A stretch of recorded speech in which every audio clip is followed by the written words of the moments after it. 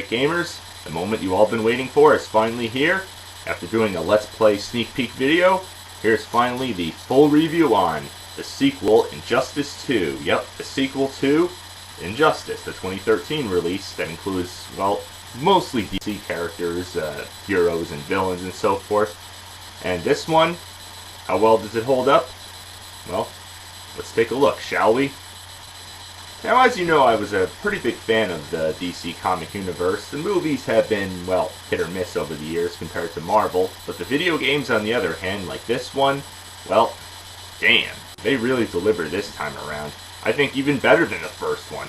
Yeah, surprisingly, a sequel that actually does better and outbeats this one. For the most part, I would say. Now, let's take a look at the character list to start out with. Yeah, you got some returning characters like Batman, Superman, Green Lantern, Wonder Woman, Green Arrow, Flash, Aquaman. And returning supervillains are Bane, Black Adam, Catwoman, Cyborg, the Master of Strength and backbreaking Bane, Harley Quinn, and of course the crowned Prince of Crime himself, the Joker. Yeah.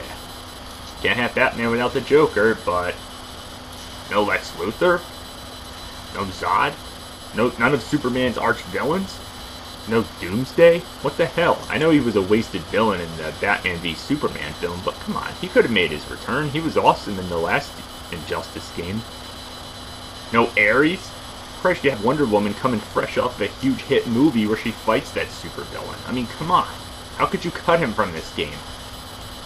I mean, Christ, you got so many of Batman's arch enemies making their debut in this game as playable fighting characters like Deadshot, Poison Ivy, the hallucinogenic coward Scarecrow, and hell, even Superman's kryptonite cousin, Supergirl. Yeah, pretty cool, I must say. And of course, instead of Nightwing, you get Robin this time around. And actually, he's pretty cool. Reminds me more of the Robin that you got on the Arkham City games, rather than the Robin from that crappy Joel Schumacher movie. Don't even get me started with that crap. And yeah, well, okay. In case you don't know who Cheetah is, she's one of the main villains of Wonder Woman, which, let's face it, she's not Ares, but I'll accept that. And you do have Brainiac in there. Pretty cool supervillain of Superman, and not exactly a worthy substitute to Zod or Lex Luthor, but he's pretty cool, though, as a playable character.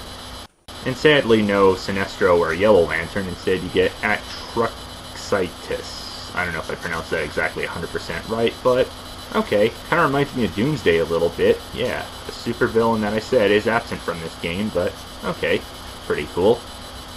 You do, of course, get Captain Cold and Gorilla Grodd. In case you don't know, they are both enemies of the Flash, who's obviously also in this game. Okay, I'll accept that. You also get another supervillain, Swamp Thing, which I'm not really too familiar with. I've heard the name several times.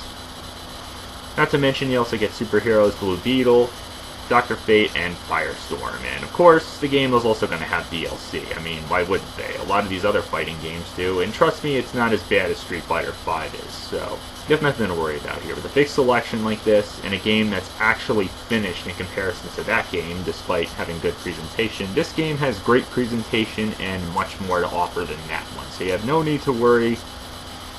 But the DLC is actually kind of worth it if you really think about it. Of course, not everything is currently out right now, but there are some, of course, extra characters available right now, and some in development, as well as premiere skins for characters that are pre-existing, like, of course, an extra skin for Cheetah to make her a different character, Reverse Flash, Power Girl for Supergirl, a different version of the Green Lantern, which was in the previous Injustice game, and to make Captain Cold Mr. Freeze. Oh boy, just to shout out ridiculous puns that have to do with ice and cold. Let's hope not, right? Let's hope it's more of the Arkham City version of Mr. Freeze, right? Isn't that what we all want? And Sub-Zero? Okay, what the hell is it with these games and putting Mortal Kombat characters in them? I mean, last game had Scorpion. Why does it have Sub-Zero? And I also heard that's going to have freaking Raiden in this game. I mean, come on. Give us some DC comic characters. How about bring back Lex Luthor? How about bring back Ares? Come on. This is a DC comic fighting game, not another Mortal Kombat DC crossover. So even though it seems like I bashed and nitpicked this roster, I think a lot makes up for it though. And it definitely has a terrific presentation on it, for sure. I mean, look at this. Look at this gameplay. Look at how fantastic it looks. I mean, it's 2D side-scrolling action at its finest with terrific 3D visuals. And man, it just looks and sounds fantastic. I mean, it's just as satisfying as ever to beat the shit out of your opponent.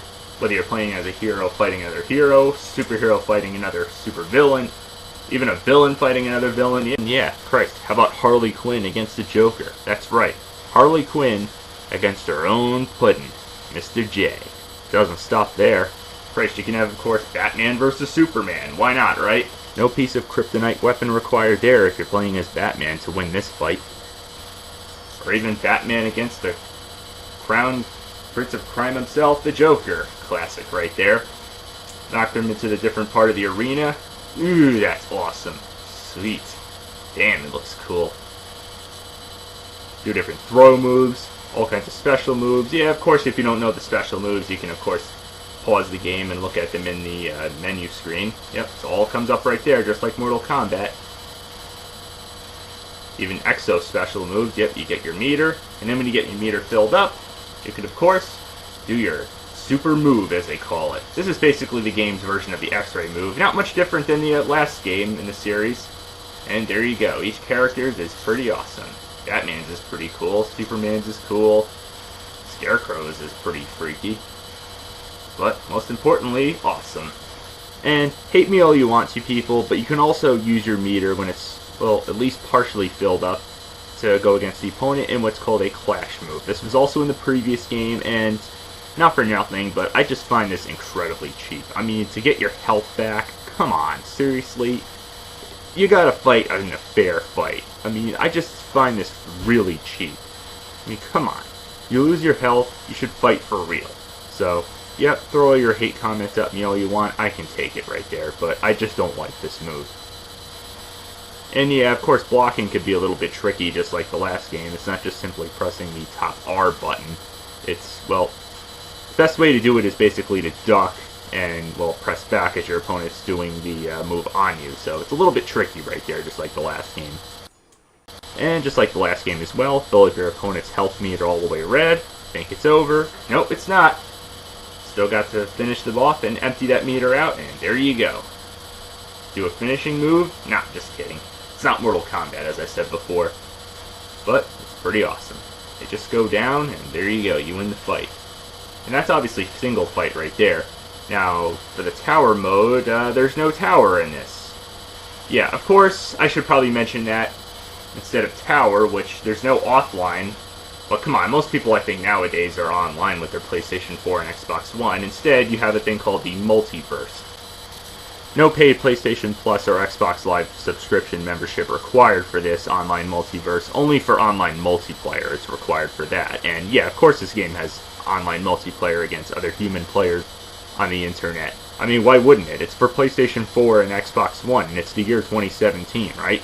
And yes, you also do have local multiplayer in which you can play against another human opponent in the same room, on the same console, in either a regular single fight or even a tournament mode. Okay, that's pretty cool. You also do get practice mode, and just in case you want to fight against a computer opponent that basically does nothing. Yep, just in case you want to see what all the moves are like. And a tutorial mode to learn all the basic moves and so forth. You get the point of it. And just in case you don't know anything about this game, well, this is for you then. It'll teach you everything. But anyway, this is basically the game's version of the Living Towers that you probably know about in Mortal Kombat X. No coincidence right there, since it's developed by the same company. I don't have to say who it is. And yeah, the multiverse, it has all sorts of different objectives. I should probably mention there's always daily objectives which come up on the right side as well. And, well, there's objectives on here too as well, depending on which one you pick. They're always different. And getting back to the Living Tower thing in Mortal Kombat X, of course, you also have different modifiers, which some are cool and some are just freaking weird and crazy. And some are even annoying too. I mean, look at this shit. And just like Living Towers, once again, getting back to that, Each fight has a completely random objective, which some are easy to do, and others you just don't want to give a shit about. You'd rather just win the fight and worry about that, and, well, moving on to the next opponent. Not to mention each tower, I should mention, is, well, within the multiverse. There's several of them, to be exact, I should have mentioned before, and some are short, and some are pretty long. Not to mention the difficulties. These fights not only get insane with the difficulties, which some start out pretty easy, then others go from hard to just insanely hard, and others are just friggin' insane. I mean, yeah, it does give you a heads up on what the difficulty is, and what character rank is highly recommended for trying to win these fights, because yeah, of course, you want to be able to win these fights a lot easier, and the character ranks I'll get to in a little bit, and they're always going to be something completely random, because yeah, these multiverse things, yeah, they change every time, and of course they're going to expire, not to mention the objectives are going to expire. Yeah, they're always going to be different. A lot of them are usually daily challenges, and yeah, that's what it's all about, and that's what'll keep you coming back for more. Replay value. That's what this game is all about. Not to mention, yep, I might as well get into the character ranks. Yep, you rank up each character just like the previous game, not only with the character ranks, but also your profile too as well, just like Mortal Kombat X. No coincidence there, I should say. I'm not going to get into that. But yep, each character has their own rank. As you can tell, I don't have every character completely ranked up. The limit, of course, is 20, which I have Wonder Woman up to. But a lot of characters I have pretty ranked up pretty high. And it's also important, too, to rank them up to also get these outfits too as well, which do of course require a certain rank to be able to use them. Yep, different modifiers, outfits, different weapons to make your character better and of course stronger to stand a chance in a fight, whether you're playing online or in the multiverse, and to stand a chance against these difficult matches, as I mentioned before, because some of these multiverse fights can get freaking insane. Whether they're superheroes or supervillains, to give them some justice and get them ranked up to the best possible rank and give them the best possible upgrades as much as possible.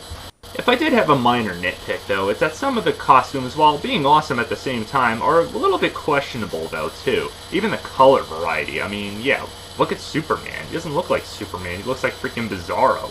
Purple? Seriously? And even the Flash doesn't even look like the Flash. Hell, look at the Green Lantern. Choose red color? Yeah, I think I want to keep him green because, I don't know, he's called the Green Lantern, not the Red Lantern? Yeah. The costume designs are weird on some of these, but the upgrades are what matters, and how well they perform, that's where it really comes into place. And as for story mode, yep, of course this game also has story mode. What can I say?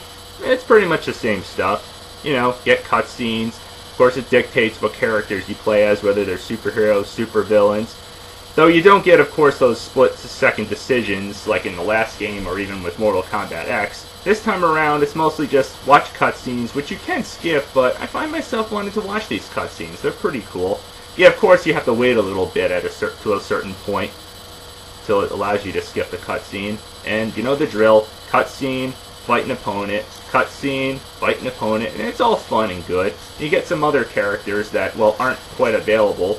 And it's a pretty lengthy story mode for the most part. And then, of course, you get to a certain point, though, in which you have to pick, of course, your character that you want to play as to fight that opponent.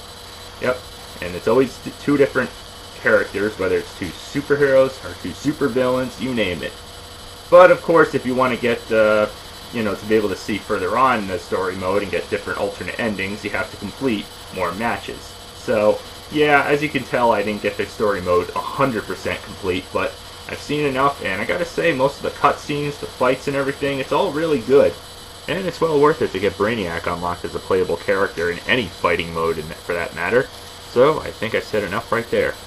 As I said before, a terrific side-scrolling beat-em-up fighting game with some really great 3D visuals, satisfying fighting moves, super moves, terrific character roster, not to mention, well, you probably know about is the interactive stuff that you can either jump off of, throw at your opponent, or basically use on your opponent, just like, well, the first Injustice game and Mortal Kombat X, which came obviously after the first Injustice game. But either way, it's just as awesome, and obviously it varies depending on which character you're playing as. Bottom line, despite a few nitpicks, as I mentioned before, with the character roster, this game is definitely a true worthy sequel, in fact, superior sequel to the last game, so if you love the first one, you should definitely check this one out. It's definitely proven enough justice for either the PS4 or Xbox One. It's a DC comic fighting game at its finest. and it definitely serves more than enough justice. Yeah. I'm still waiting on that great Superman game. I mean, why doesn't this studio, NetherRealm and Rocksteady and Warner Brothers, step up and finally make one like they did the Batman Arkham games, right? I mean, it's not that hard. Just don't screw up the way Titus did with Superman 64. Make it great and make it work, just like these games, right? So, all I could say is, this game is well deserving of a Rockin' Wii Remote, Wii Motion Plus Up, and a plain Wii Remote Up. Trust me, it's very good.